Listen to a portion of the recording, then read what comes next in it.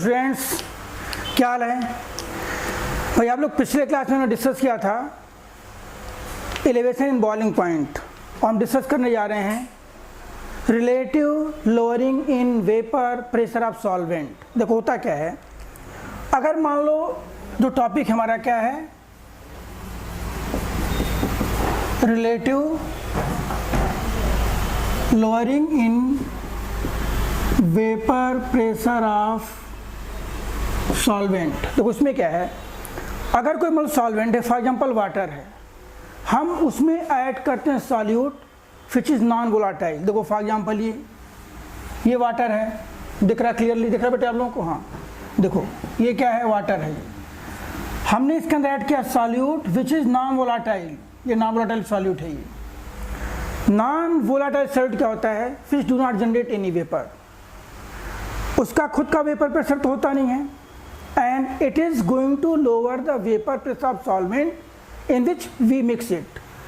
अब देखो जैसे मान लो फॉर एग्जांपल मिक्सिंग के पहले जो वेपर प्रेशर है किसका, सॉल्वेंट का, this is PA not, this is PB not. देखो PA नॉट क्या है, PA not is vapour pressure of A before mixing. This is vapor pressure of B before mixing. हम यहाँ लिखेंगे सिंबल और PA and PB। तो PA and PB is partial vapor pressure of A. Partial vapor pressure means vapor pressure after mixing. In other words, vapor pressure of solvent in solution. Mixing के बाद, ठीक है। तो हम क्या लिखेंगे यहाँ पर, PA is partial vapor pressure of A. This is partial vapor pressure of B. देखो बेटे ध्यान दो, वेरी इंपॉर्टेंट। मिक्सिंग के पहले और मिक्सिंग के बाद जो वेपर प्रेशर है हमें उसमें डिस्टिंग्विश करना है। मिक्सिंग के पहले जो वेपर प्रेशर है हम उसको किससे लिखेंगे, PA नॉट और PB नॉट से। मिक्सिंग के बाद after mixing in solution that is known as partial vapour pressure PA and PB। अब देखो राउल्स लॉ क्या अप्लाई किया जाएगा यहाँ पर। राउल्स लॉ क्या है कि मिक्सिंग के बाद after mixing vapour pressure of A component, देखिए ध्यान से आपको लिखवा भी गया होगा ये कि मिक्सिंग के पहले जो है और मिक्सिंग के बाद हम लिखेंगे यहाँ पर अकॉर्डिंग टू राउल्स लॉ। देखो इसमें क्या भाई, PA equal to PA not into का ये and PB equal to PB nought into chi B. और हम एज्यूम करके चल रहे हैं कि solute is non volatile and present in very small quantity. अब यहाँ पर टोटल वेपर प्रेशर क्या होगा, PT equal to PA plus PB। अब यहाँ लिखोगे since solute is non volatile, इसका मतलब PB कितना होगा, 0, तो टोटल वेपर प्रेशर क्या होगा, PA। बट हमारा मेन पर्पस क्या होता है कि to retain information about solute, miss solute का मोलर मास, सॉल्यूट का मास, सॉल्यूट का मोल फ्रैक्शन। तो यहाँ तो सॉल्यूट है ही नहीं, और फिर अप्लाई क्या करेंगे, देखो यहाँ पर इस टाइप से PA इक्वल टू क्या होता है यहाँ पर, PA नॉट इंटू काई ए। फिर लिख सकते हैं यहाँ पर क्या, PA not into 1 minus chi B. क्यों, because chi A plus chi B कितना होता है, 1। Algebraic sum of mole fraction equal to 1। ये होगा chi A plus chi B equal to 1। अब यहाँ क्या लिखोगे इस टाइप से, देखो फिर आ जाएगा यहाँ पर लिख सकते हैं हम PA equal to PA not into PA nought minus PA not into chi B. यहाँ से PA not into chi B, PA not into chi B equal to PA nought minus PA। जो वेपर प्रेशर पहले PA nought था it decreases by PA, means PA nought minus PA हो गया, ठीक है। अब यहाँ से क्या लिखोगे, देखिए हम फॉर्मूला क्या हो जाएगा यहाँ पर, PA नॉट माइनस PA, क्या लिखोगे, PA nought minus PA by PA nought equal to क्या होगा। देखो ये फॉर्मूला हमारा हो गया इस टॉपिक का डेरिवेशन। कि this is known as relative lowering in vapour pressure. तो Raoult's law of non volatile solute यही है कि relative lowering in vapour pressure of solvent is equal to mole fraction of solute. देखो इसको हम और चेंज कर सकते हैं इस टाइप से, एक फॉर्मूला तुम्हारा ये बन गया। दूसरा देखिए यहाँ पर इसी में कर सकते हैं काई बी क्या होता है भाई, chi B equal to N B by N A plus N B. ठीक है, हम यहाँ एज्यूम किए हैं कि solute is non volatile and present in small quantity, तो उसके इसमें क्या लिखोगे आप, देखिए उसके इसमें हो जाएगा आपका, हमें रखेंगे since solute is in small quantity, solute is in small quantity and non volatile. इसका मतलब Na plus N B can be considered as Na। तो हम वैल्यू यहाँ लिख देंगे इस टाइप से, काई बी क्या हो जाएगा, काई बी हो जाएगा N B by N A. N B क्या होता है बेटा, W B by M B, W A by M A. We can write W B M A by M B into W A. ठीक है Divyansh, clear है? इधर देख ले भाई दिव्यांश, फिर बोलेगा कि जो है सर समझ में नहीं आया।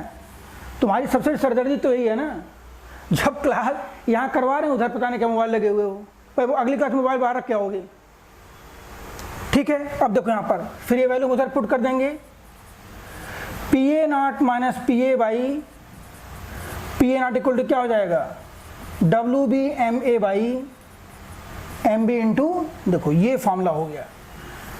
वेरी इंपॉर्टेंट, चाहे क्वेश्चन आप एनसीईआरटी के करो, चाहे क्वेश्चन आप जेई के करो, चाहे नीट के करिए, relative lowering in vapour pressure में से यही दो फॉर्मूले यूज होंगे। एक ये यूज होगा और जो हम ड्राइव किए थे इसके पहले उसी से ड्राइव किया गया था, P A naught minus P A by P A naught equal to this is chi B. देखो ये जो दो फॉर्मूले बॉक्स में है इसी में से 100% ये यूज होना है। इनके मीनिंग समझ लो, सिंबल्स का मीनिंग क्या है, पी ए नॉट क्या है, वेपर प्रेशर बिफोर मिक्सिंग। आपको करना क्या है, न्यूमेरिकल में सिंबल के फॉर्म में वैल्यू क्या करो, सर्च करो, निकालो, उसका फिर उसमें ये वैल्यू पुट करके सॉल्व कर लीजिए। सॉल्व तो अब मतलब क्लास 6 से करते हैं, उसमें कोई दिक्कत है नहीं, कंसेप्ट मैंने समझा दिया। इसी को बार बार प्रैक्टिस करिए। फॉर्मूले की एक लिस्ट बनाओ, P A naught minus P A by P naught equal to chi B, या P A naught minus P A by P naught equal to W B M A by M B into W A. W B mass of solute, W A mass of solvent, M B molar mass of solute, M B molar mass of solvent. ये दो फॉर्मूले apply करोगे। इस पर based एक question NCERT में है, बहुत बढ़िया मैं आपको करवा दे रहा हूँ। ठीक है, देखो उसमें पूछा गया क्या है कि what is mass of solute, what is mass of solute which should be dissolved in 114 gram of octane. देखो क्वेश्चन क्या है, क्वेश्चन में लिख दे रहा हूँ हल्का सा कि मास ऑफ, हमें सॉल्यूट का मास निकालना है। What is mass of solute which should be dissolved in 114 gram of octane.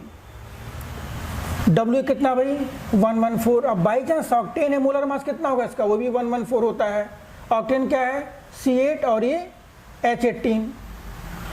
हमें मास ऑफ सॉल्यूट निकालना है, which should be dissolve in 114 gram of octane to lower its vapour pressure to 80%। इसका मतलब क्या कि पी ए नॉट पहले कितना था 100 था, पी ए कितना हो गया आपका 80 हो गया।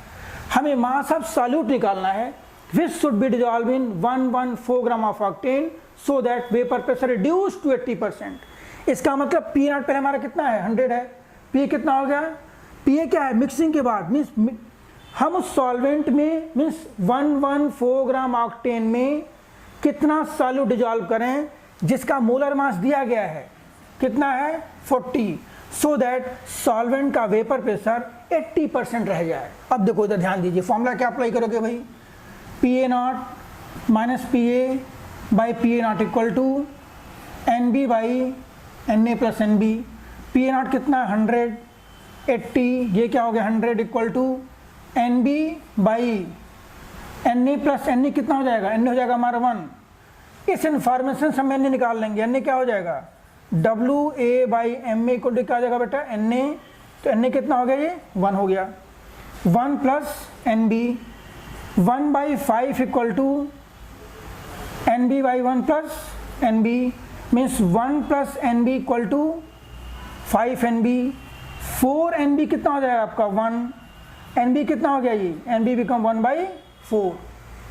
और एन बी क्या हो जाएगा भाई, एन बी क्या होता है, एन बी होता है W B by M B 1/4। W B हमें निकालना है, एम बी कितना इसका 40 है, ये कितना हो गया आपका 1/4, कितना गया मास 10 ग्राम। ध्यान दो, इसका मतलब उस सॉल्यूट का 10 ग्राम जिसका मोलर मास 40 है, ऑक्टेन के 114 ग्राम डिजॉल्व करने पर ऑक्टेन का जो वेपर प्रेशर है वो 80% रह जाएगा। वो क्या हो जाएगा, 80% रह जाएगा। क्लियर, ठीक है। ये टॉपिक हमारा हो गया, हम इसका आगे अगले क्लास में करेंगे। बाकी आप लोग लाइक सब्सक्राइब से जरूर करिए भाई।